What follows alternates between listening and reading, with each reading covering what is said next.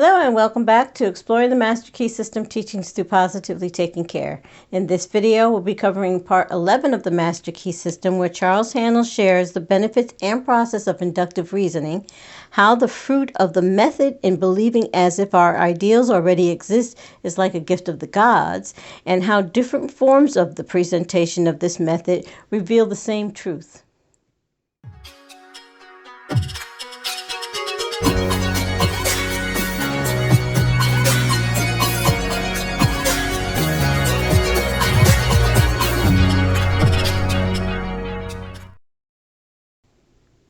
Hello and welcome back to Exploring the Master Key System Teaching Part 11.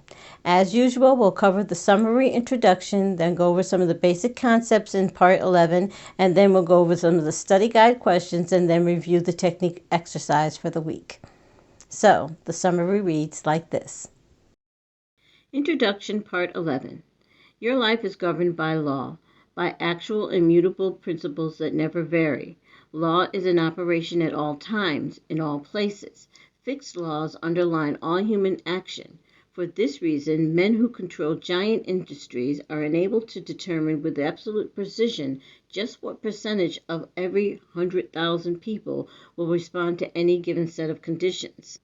It is well, however, to remember that while every effect is the result of a cause, the effect in turn becomes a cause, which creates other effects, which in turn create still other causes. So that when you put the law of attraction into operation, you must remember that you are starting a train of causations for good or otherwise, which may have endless possibilities. We frequently hear it said, a very distressing situation came into my life which could not have been the result of my thought, as I certainly never entertained any thought which could have such a result. We fail to remember that like attracts like in the mental world, and that the thought which we entertain brings us certain friendships, companionships of a particular kind, and these in turn bring about conditions and environment, which in turn are responsible for the conditions of which we complain. So in my opinion, the basic thing to take from this summary introduction is to realize that our thinking is not only the direct cause of effect, but that a train of causations also contribute to effects, like progressive learning.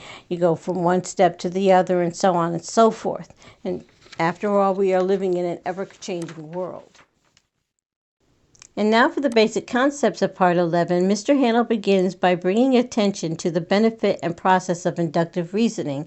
As he writes, inductive reasoning is the process of the objective mind by which we compare a number of separate instances with one another until we see a common factor that gives rise to them all. Induction proceeds by comparison of facts.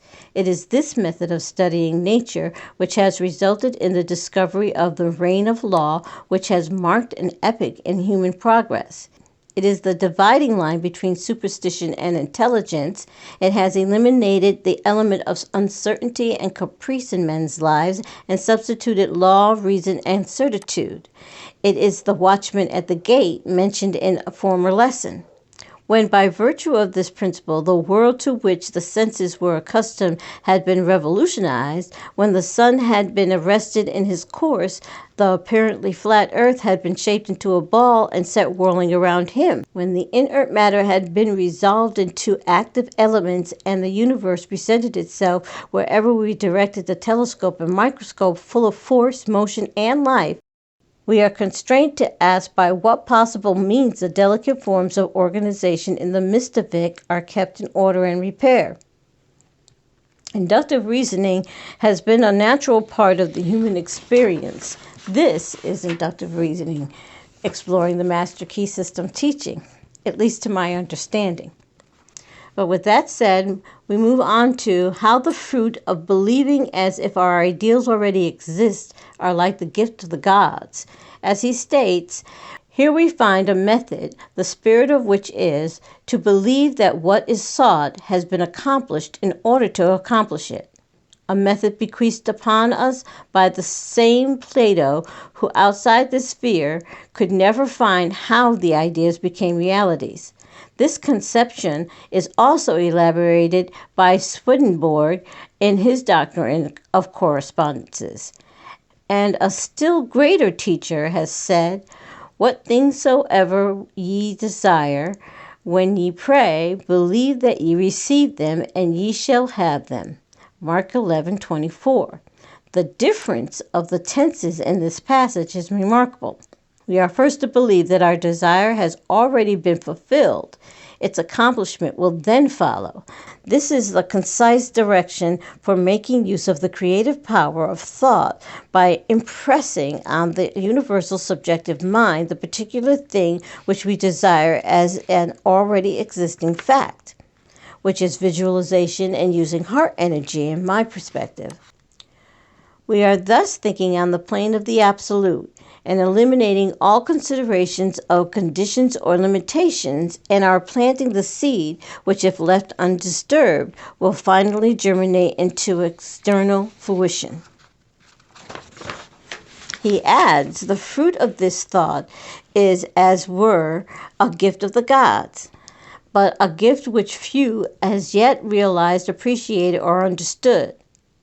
The recognition of the marvelous power which is possessed by the mind under proper conditions, and the fact that the power can be utilized, directed, and made available for the solutions of every human problem is of transcendental importance. Finally, Mr. Haanel elaborates on how different forms of presentation can reveal the same truth. He explains all truth is the same, whether stated in modern scientific terms or in the language of apostolic times. There are timid souls who fail to realize that the very completeness of truth requires various statement, that no one human formula will show every side of it. Changing emphasis, new language, novel interpretations, unfamiliar perspectives are not, as some suppose, signs of departure from the truth, but on the contrary, they are evidence that the truth is being apprehended in new relations to human needs and is becoming more readily understood. The truth must be told to every generation and to every people in new and different terms. So when the great teacher said, "Believe that ye receive, and ye shall receive," or Paul said, "Faith is the substance of things hoped for and the evidence not seen," or when modern science says the law of attraction is the law by which thought correlates with its object, each statement, when subject to the analysis, is found to contain exactly the same truth, the only difference being in the form of presentation.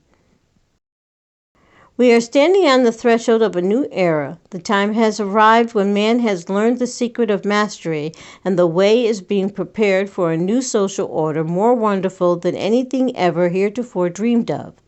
The conflict of modern science with theology, the study of comparative religions, the tremendous power of new social movements, all of these are but clearing the way for the new order. They may have destroyed traditional forms which have become antiquated and impotent, but nothing of value has been lost. He continues to say, "A new faith is born, a faith which demands a new form of expression, and this faith is taking form in a deep consciousness of power which is being manifested in the present spiritual activity found on every hand. The spirit which sleeps in the mineral, breathes in the vegetable, moves in the animal, and reaches its highest development in man is the universal mind, and it behoves us to span the gulf between being and doing, theory and practice, by demonstrating our understanding of this dominion which we have been given." By far the greatest discovery of all the centuries is the power of thought. The importance of this discovery has been a little slow in reaching the general consciousness, but it has arrived, and already in every field of research the importance of this greatest of all greatest discovery is being demonstrated. He includes, we all know many who have achieved the seemingly impossible, who have realized lifelong dreams, who have changed everything, including themselves. We have sometimes marveled at the demonstration of an apparently irresistible power which seemed to be ever available just when it was most needed. But it is all clear now. All that is required is an understanding of certain fundamental principles and their proper application.